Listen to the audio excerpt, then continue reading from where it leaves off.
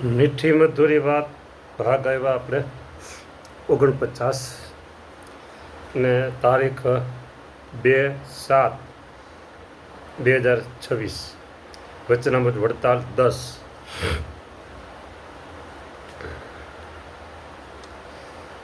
ભાદરડ ગામના પાટીદાર ભગુભાઈ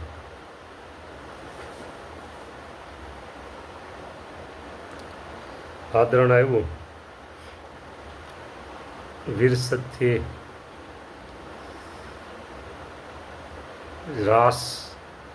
રાસથી વડોદરા તરફ જાય તો એ બાજુ આવે છે.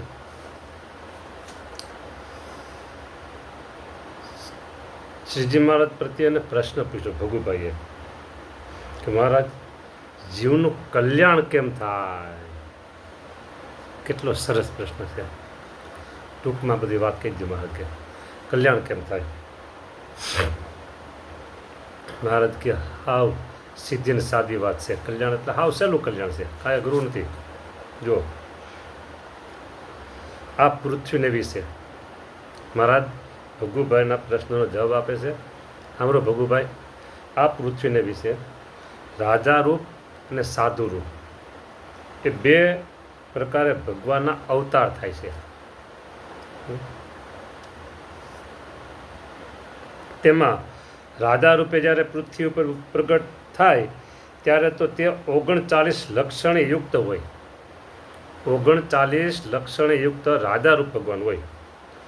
અને જ્યારે સાધુ રૂપે પૃથ્વી ઉપર પ્રગટ થાય ત્યારે તો 30 પ્રકારને લક્ષણે યુક્ત હોય.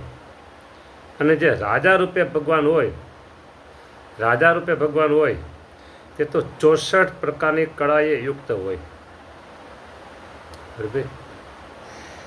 તથા સામ દામ ભેદ દંડ એ 4 પ્રકારના જે ઉપાય તેને યુક્ત હોય. આ 4 પ્રકારના 64 પ્રકારની કળા અને 4 પ્રકારના ઉપાય, આ બધું શું હશે એ જાણવું ઘણું કઠણ છે. પહેલાં છે ને આપણે ભગવાનના રાજારૂપ જે ભગવાન એના જે 39 લક્ષણો, કેટલા 39 લક્ષણયુક્ત હોય. 39 લક્ષણ ક્યાં ગોતવા જવા? સાંભળો. હા, હવે ભગવાન એ બધે મેળવવાના પછી ખબર પડે આ રાજારૂપ ભગવાન છે. હા, અત્યારે રાજા પાસે છે તો સાંભળી લો ને. જો સત્ય વક્તા પણ હોય, નિર્દય નિર્દંભ પણ હોય. બીજું શૌચ એટલે આંતર અને બાહ્ય પવિત્ર પણ હોય. હા, પછી ત્રીજો છે દયા. હા, અન્યના દુઃખો દૂર કરવાની વૃત્તિ હોય, દયા. હા, જીવ પ્રાણી માત્રનું હિત કરવાનો ભાવના. પછી ચોથો આવે શાંતિ એટલે કે ક્ષમા ભાવના. પાંચમું છે ત્યાગ, પરમાત્માની પ્રસન્નતા માટે આત્મસમર્પણ. પરમાત્માની પ્રસન્નતા માટે આત્મસમર્પણ ત્યાગનો ગુણ છે. બરાબર. પંચ વિષયનો ત્યાગ અને લોકહિત માટે પોતાના સુખનો પણ ત્યાગ, આ ત્યાગ નામનો ગુણ. છઠ્ઠો છે સંતોષ. જે સમયે જે મળે તેનાથી પ્રસન્ન અને સંતુષ્ટ રહેવું, આ સંતોષ. સાતમો આર્જવ, સરળતા, નિખાલસતા, વિચાર, વાણી અને વર્તનની એકરૂપતા. વિચાર એવી વાણી, જેવી વાણી એવું વર્તન, તેની સામ્ય. હા, બરાબર. એટલે ટૂંકમાં જે બોલે તે કરે અને કરે તે બોલે, એમ નહીં ફરીને. જેટલું બોલે એટલું કરે અને જેટલું કરે એટલું બોલે, એટલે વાણી અને વર્તન બે એક થઈ ગયા. અમારે ચેરિટી કમિશનર પાસે જવાનું છે ટ્રસ્ટના કામકાજ અંગે. એટલે એને એવો પ્રશ્ન કીધો એ કે બધા આવા ટ્રસ્ટ બનાવી અને પૈસા જ ભેળા કરે. એટલે ખુરશી પર અમે બેઠા હતા ત્યારે હું આમ મેં કીધું સાહેબ સાંભળો. ટેબલ ઉપર હાથ રાખી અને સાહેબ સાંભળો, આ સાધુ છે ને જેટલું કરે ને એટલું બોલે છે અને જેટલું બોલે છે ને એટલું કરશે. મને તમે અન્યની સાથે સરખાવશો નહીં કીધું. એક શબ્દ તમારી પાસે ખોટો નહીં બોલું કીધું. સાહેબ આમ જોઈ રહ્યા. એટલે હંમેશા એ હોવું જોઈએ. જો સાધુના વેશમાં કરે કાંઈ અને બોલે કાંઈ, તો એક વ્યક્તિ કરે છે એમાં બધાને એ લાંછન લાગે. સમાજમાં કોઈ અગ્રગણ્ય વ્યક્તિ હોય, એ એક વ્યક્તિ એવું કરે એટલે બધા એવા હોય એમ માની લે કે બધા આવા જ છે કે નહીં. આપણને આપણી ખુમારી હોવી જોઈએ કે હું કયા સ્ટેજ ઉપર છું. હું સાધુના વેશમાં છું તો મને એની ખુમારી, એનું ગર્વ નહીં, ગૌરવ હોવું જોઈએ. ગૌરવ હોવો જોઈએ, ગર્વ નહીં. ગર્વ તો અહંકાર છે, અભિમાન છે, પણ એનું ગૌરવ તો ચોક્કસ હોવું જોઈએ. હું સાધુ છું, મારાથી આમ ન થાય. હું સમાજમાં શ્રેષ્ઠ વ્યક્તિ છું, મારાથી આમ ન થાય. હું સમાજમાં કોઈ સારા ટ્રસ્ટનો ટ્રસ્ટી છું, મારાથી આમ ન થાય. હા, એની ખુમારી, એનું ગૌરવ હોવું જોઈએ. એટલે અહીંયા એમ કીધું કે આર્જવ કોને કહેવાય?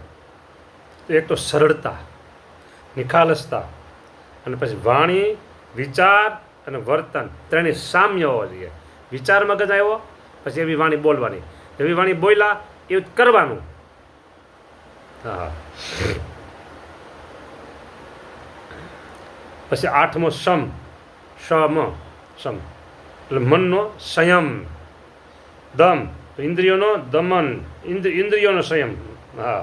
સમ, દમ અને તપ, વ્રત ઉપવાસ કરવા, પ્રયત્નપૂર્વક દેહનું દમન કરવું. આજે આ રાજાના 39 ગુણ આલે છે. સામ્ય, પ્રત્યેક વ્યક્તિ અને પ્રત્યેક પરિસ્થિતિમાં સમાન ભાવ. તિતિક્ષા, સહનશીલતા હોવી જોઈએ.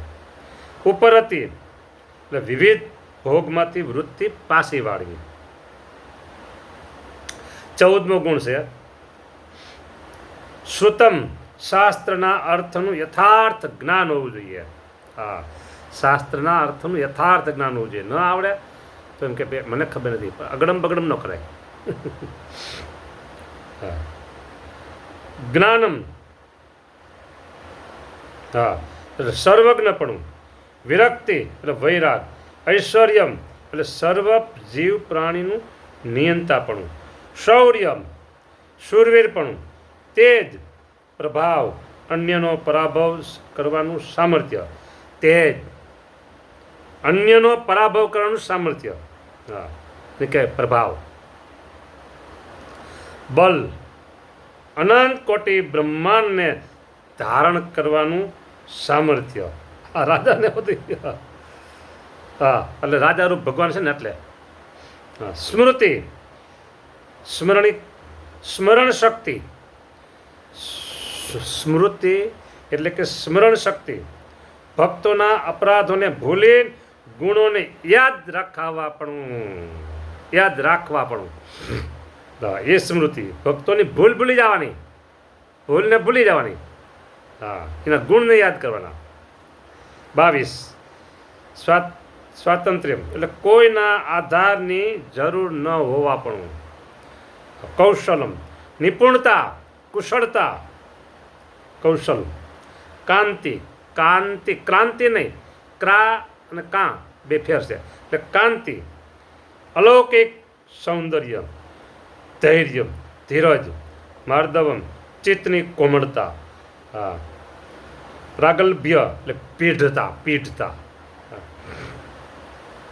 શીલમ ચારિત્ર ને સદાચાર. હા. સહ 30મો ગુણ આવ્યો સહ. હજી છે 9 બાકીઓ. ભક્તો માટે કષ્ટો સહન કરવાનું સામર્થ્ય. ભક્તો માટે કષ્ટ સહન કરવાનું સામર્થ્ય ભગવાનનો ગુણ છે, રાજારૂપ ભગવાનનો. હા. ઓજ સમજાને એટલે અલૌકિક તેજ. હા. બલમ કલ્યાણકારી ગુણોને ધારણ કરવાનું સામર્થ્ય. ભગ જ્ઞાન, શક્તિ, બળ, ઐશ્વર્ય, વીર્ય અને તેજનું સર્વાધિકપણું.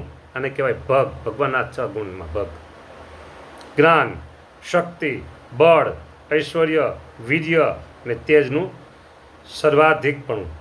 પછી 34 ગાંભીર્ય, જ્ઞાન ગંભીરતા, સ્થૈર્ય, દ્વંદ્વમાં સુખ દુઃખના દ્વંદ્વમાં સ્થિરતા, અવિકારીપણું. 36 આસ્તિક્યમ, વેદાદિક શાસ્ત્રોમાં તેમજ પરલોક અને પરમાત્માના અસ્તિત્વમાં દ્રઢ વિશ્વાસ.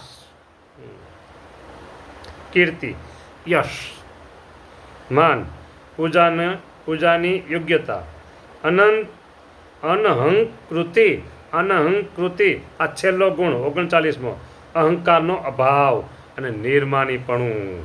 આ રાજાના 39 ગુણો કીધા. બરાબર, હજી આવશે જો. પછી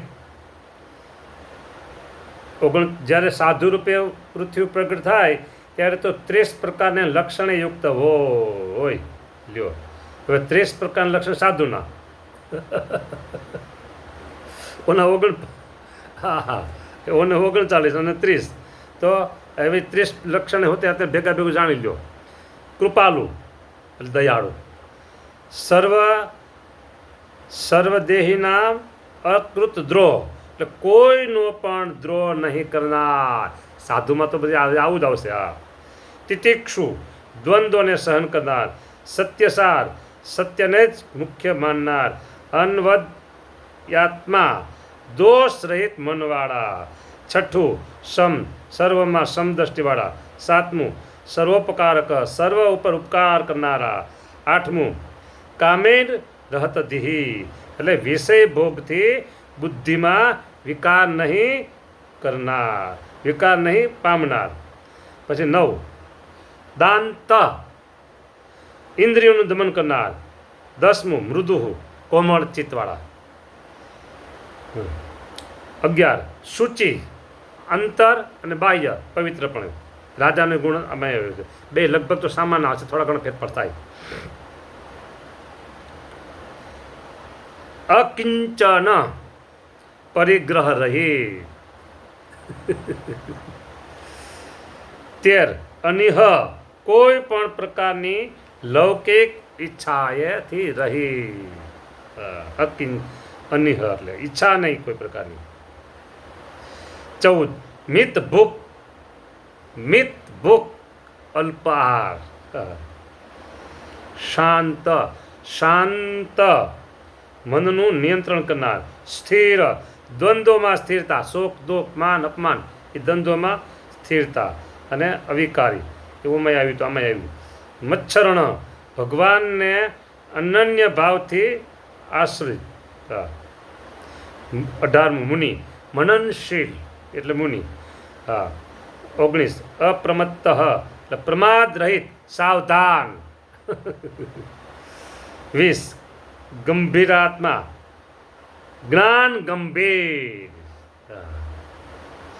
21 દ્યુતિમાન ધીરજવાળા, તપી ન જાય. જીત સંગ ગુણ ષડગુણ.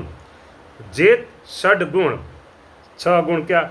ભૂખ તરસ શોક મોહ જરા મૃત્યુ એ 6 ઉર્મિઓ જીતનાર. ઉર્મીને તણ ઈષણા અહંકારમાં રહિત. પછી 23 અમાની માન રહિત. 24 માનદહ અન્યને માન આપનાર. 25 કલ્પ સમર્થ. 26 મૈત્રી સર્વમાં મિત્રભાવ રાખનાર. 27 કારુણિક નિસ્વાર્થ ભાવે કરુણા કરનાર. 28 કવિ સર્વજ્ઞ. 29 ગુણ કહેવાના છે. 29 આવ્યા. આજ્ઞાદેવમ એટલે ગુણાન દોષાન મયા દષ્ટિ સર્વકાન સન્માન. એટલે કે છે કે ભગવાન દ્વારા નિર્દિષ્ટ ગુણો અને દોષોને જાણી પોતાના સર્વ કર્મ ફળની આસક્તિનો ત્યાગ કરનાર અને ભગવાનને ભજનાર. જ્ઞાનવાત્મા